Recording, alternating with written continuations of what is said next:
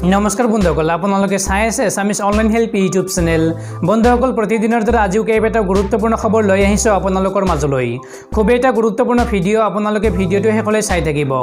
আৰু বন্ধুসকল, আজি এই গুৰুত্বপূৰ্ণ খবৰকেইটা জনাৰ আগতে আপোনালোকৰ এটা সৰু ৰিকুৱেষ্ট, যদি ভিডিঅ'টো ভাল লাগে তেন্তে এটা লাইক কৰি দিবা আৰু এনেকুৱা ধৰণৰ নতুন নতুন ভিডিঅ' পাবলৈ চেনেলটো ছাবস্ক্ৰাইব কৰি কাষত থকা বেল আইকনটো প্ৰেছ কৰি ৰাখিব, যাতে যেতিয়াই মই যিবোৰ ভিডিঅ' আপলোড কৰোঁ তাৰ নটিফিকেশ্যনো মই সকলোতকৈ আগতে আপোনাৰ মোবাইলত যায়।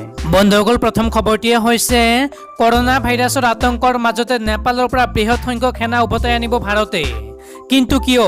লকডাউনৰ ফলত নেপালত আবদ্ধ হৈ থকা ভাৰতীয় সেনাবাহিনীৰ বিভিন্ন ৰেজিমেণ্টৰ ৫,০০০ নেপালী জোৱানক উভতাই আনিব ভাৰতৰ প্ৰতিৰক্ষা মন্ত্ৰালয়ে। প্ৰতিৰক্ষা দপ্তৰৰ অনুৰোধ মৰ্মে গৃহ মন্ত্ৰালয়ে উক্ত জোৱানসকলক বিভিন্ন ৰেজিমেণ্টত যোগদানৰ বাবে ব্যৱস্থাও কৰি আছে। প্ৰতিৰক্ষা মন্ত্ৰালয়ৰ সূত্ৰত এই কথা প্ৰকাশ পাইছে।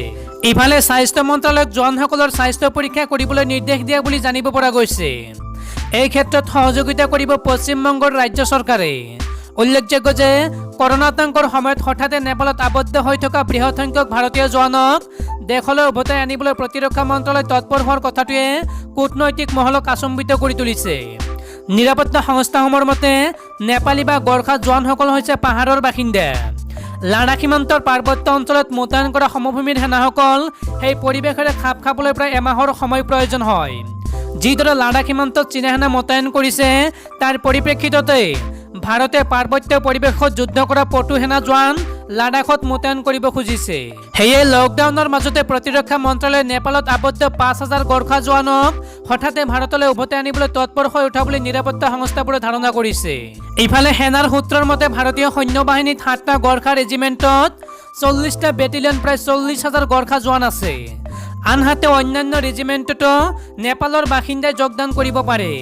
কিছুদিন পূৰ্বে নতুন দিল্লীস্থিত প্ৰতিৰক্ষা মন্ত্ৰালয়ৰ ইণ্টিগ্ৰেটেড ডিফেন্স ষ্টাফ শাখাই গৃহ মন্ত্ৰালয়ক নেপালত আবদ্ধ হৈ থকা ৫,০০০ জোৱানক ভাৰতলৈ উভতাই অনাটো অতি জৰুৰী বুলি জনাইছিল। এই অনুৰোধৰ ভিত্তিতে লকডাউনৰ মাজতে নেপালত আবদ্ধ ৫,০০০ জোৱানক দেশলৈ উভতাই আনিবলৈ তৎপৰ হৈছে বুলি ধাৰণা কৰা হৈছে। বন্ধুসকল, তাৰে পিছত ২ নম্বৰ খবৰটিয়ে হৈছে ভাৰতত ভয়াৱহ ৰূপ ধাৰণ কৰিছে মহামাৰী কৰোনা ভাইৰাছে। বিগত ২৪ ঘণ্টাত আক্ৰান্তৰ সংখ্যাৰে পূৰ্বৰ সকলো ৰেকৰ্ড ভংগ। চীনৰ ইউহানৰ পৰা বিশ্বৰ অন্য প্ৰান্তলৈ সম্প্ৰসাৰিত হোৱা কৰোনা ভাইৰাছে সংহাৰী ৰূপ ধাৰণ কৰিবলৈ আৰম্ভ কৰিছে ভাৰতত। ২৪ ঘণ্টাৰ অন্তৰালত স্বাস্থ্য মন্ত্ৰালয়ে জাৰি কৰি থকা তথ্যই ইয়াৰ ভয়াৱহতাৰ ইংগিত বহন কৰিছে। স্বাস্থ্য মন্ত্ৰালয়ে জানিবলৈ দিয়া মতে ভাৰতত বিগত ২৪ ঘণ্টাত ১৮,৫৫২ গৰাকী লোক নতুনকৈ আক্ৰান্ত হৈছে মহামাৰী কৰোনা ভাইৰাছত। আনহাতে যোৱা ২৪ ঘণ্টাত মৃত্যু হৈছে ৩৮৪ গৰাকী ৰোগীৰ। আক্ৰান্তৰ ফালৰ পৰা চাব গ'লে ভাৰতত এটা দিনত কৰোনাৰ এইটোৱেই সৰ্বাধিক সংখ্যা।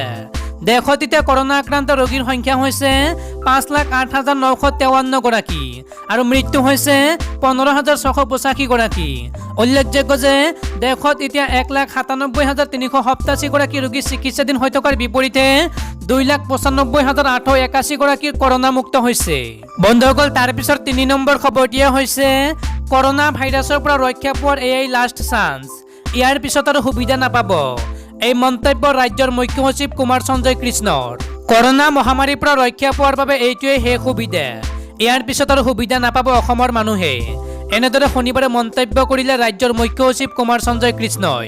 জনতা ভৱনৰ নিজ কাৰ্যালয়ৰ সভাকক্ষত সাংবাদিকৰ হোৱা এক বাৰ্তালাপত মুখ্য সচিব কৃষ্ণই ক'লে যে আজিৰ দিনত ৭,০০০ লোক আক্ৰান্ত হৈছে কৰোনা ভাইৰাছত। গুৱাহাটীত এই হাৰ অতি বেছি, সেয়ে আমি লকডাউন দিবলগীয়া হ'ল। এতিয়া যদি লকডাউন নামানে তেন্তে কৰোনাৰ পৰা ৰক্ষা পাবলৈ আৰু সুবিধা নাপাব ৰাইজে। সেয়ে ৰাইজক আমি অনুৰোধ কৰিছোঁ যাতে লকডাউন কঠোৰভাৱে পালন কৰে। লগতে মুখ্য সচিবে ক'লে যে সান্ধ্য আইন সন্ধিয়া ৭ বজাৰ পৰা পুৱা ৭ বজালৈ গুৱাহাটীৰ লগতে সমগ্ৰ অসমতে প্ৰযোজ্য হ'ব। এয়া অনিৰ্দিষ্ট কালৰ বাবে থাকিব। লকডাউন কঠোৰভাৱে বলবৎ কৰিবলৈ আমি সকলো SP আৰু DC-ক নিৰ্দেশ দিছোঁ, ক'লে মুখ্য সচিবে। লকডাউনৰ পূৰ্বে সা সামগ্ৰীৰ দাম বৃদ্ধি হোৱাৰ সন্দৰ্ভত কৰা এক প্ৰশ্নৰ উত্তৰত মুখ্য সচিবে কয় যে দাম যাতে ব্যৱসায়ীয়ে বঢ়াব নোৱাৰে তাৰ বাবে জিলা উপায়ুক্তক ব্যৱস্থা গ্ৰহণৰ নিৰ্দেশনা দিছোঁ। লগতে লকডাউনৰ সময়ত শ্ৰমিকসকলে যাতে খাদ্য সামগ্ৰীৰ ক্ষেত্ৰত সমস্যাৰ সন্মুখীন নহয় তাৰ বাবে চৰকাৰে ব্যৱস্থা গ্ৰহণ কৰিব। বন্ধুসকল, তাৰ পিছত ৪ নম্বৰ খবৰটিয়ে হৈছে মহামাৰী কৰোনাৰ সন্মুখত আত্মসমৰ্পণ কৰিছে প্ৰধানমন্ত্ৰী মোদীয়ে। এই মন্তব্য কংগ্ৰেছ নেতা ৰাহুল গান্ধীৰ। দেশত কৰোনাৰ সংক্ৰমণৰ সংখ্যা 5 লাখ অতিক্ৰম কৰাৰ পিছতেই প্ৰধানমন্ত্ৰী নৰেন্দ্ৰ মোদীক চোকা ভাষাৰে সমালোচনা কৰিছে কংগ্ৰেছৰ প্ৰাক্তন অধ্যক্ষ ৰাহুল গান্ধীয়ে। ৰাহুল গান্ধীয়ে কেন্দ্ৰীয় চৰকাৰক উদ্দেশ্যে টুইটত কয় যে নতুন নতুন অঞ্চললৈ কৰোনাৰ সংক্ৰমণ ঘটি আছে। ইয়াৰ সমাধানৰ বাবে ভাৰত চৰকাৰৰ হাতত কোনো পৰিকল্পনা নাই। তেওঁ লগতে কয় যে প্ৰধানমন্ত্ৰী মৌন, তেওঁ মহামাৰীৰ সন্মুখত নিজকে আত্মসমৰ্পণ কৰিছে আৰু ইয়াৰ পৰিত্ৰাণৰ বাবে মোদী নিশ্চুপ। উল্লেখযোগ্য যে ভাৰতত ধাৰাবাহিকভাৱে দ্ৰুতগতিত বৃদ্ধি পাই থকা কৰোনাৰ সংক্ৰমণে চৰকাৰৰ লগতে সাধাৰণ জনতাকো চিন্তিত কৰি তুলিছে।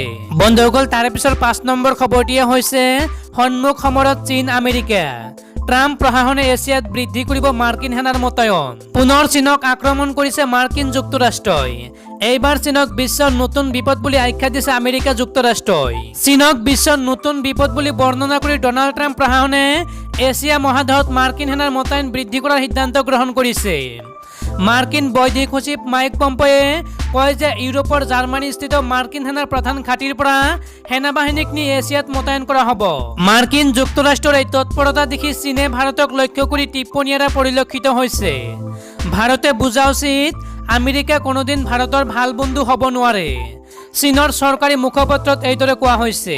ভাৰতৰ প্ৰাক্তন প্ৰধানমন্ত্ৰী অটল বিহাৰী বাজপেয়ীৰ উপদেষ্টা সুধীন্দ্ৰ কুলকাৰ্ণীৰ উদ্ধৃতি দি বেইজিঙৰ চৰকাৰী সংবাদপত্ৰই কৈছে যে আমেৰিকাৰ উচতনিত ভাৰতে চীনৰ সৈতে সম্পৰ্ক তীক্ষ্ণ কৰাটো উচিত হোৱা নাই। জাৰ্মান মাৰ্শ্বাল ফল্ডৰ ভাৰ্চুৱেল সন্মিলন ব্ৰাছেলছ ফৰাম 2020ৰ বক্তৃতাত ট্ৰাম্প প্ৰশাসনৰ নতুন আঞ্চলিক সামৰিক দৃষ্টিভংগী ব্যাখ্যা কৰি মাৰ্কিন বৈদেশিক সচিবগৰাকীয়ে চীনক বিশ্বৰ নতুন বিপদ বুলি কৈ তীব্ৰ সমালোচনা কৰে।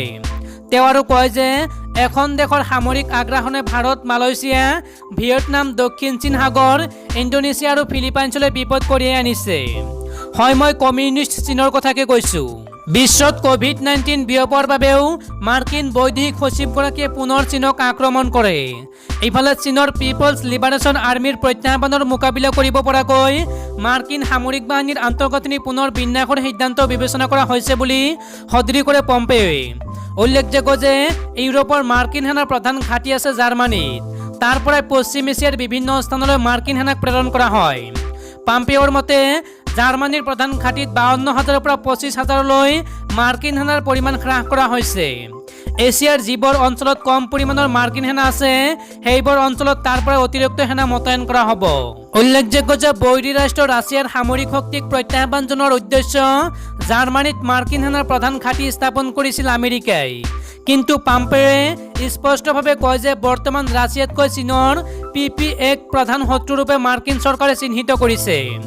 লাডাখ সীমান্তৰ গালৱানৰ ভাৰত চীনৰ ৰক্তক্ষয়ী সংঘৰ্ষৰ পিছত দুয়ো দেশকে সংযত হ'বলৈ আহ্বান জনাই চীনক আক্ৰমণ কৰি পম্পেয়ে কয় যে কমিউনিষ্ট চীনৰ আগ্ৰাসী মনোভাৱৰ বাবেই ভাৰতৰ সৈতে সীমান্তত উত্তেজনাৰ সৃষ্টি হৈছে।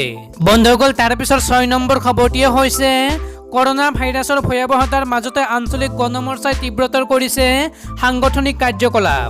চৌদিশে কৰোনা ভাইৰাছৰ আতংক। তাৰ মাজতে সংগঠন শক্তিশালী কৰাৰ বাবে সামাজিক দূৰত্ব মানি দলীয় কাম কাজ তীব্ৰতৰ কৰিছে নৱগঠিত আঞ্চলিক ৰাজনৈতিক দল আঞ্চলিক গণমৰ্চাই।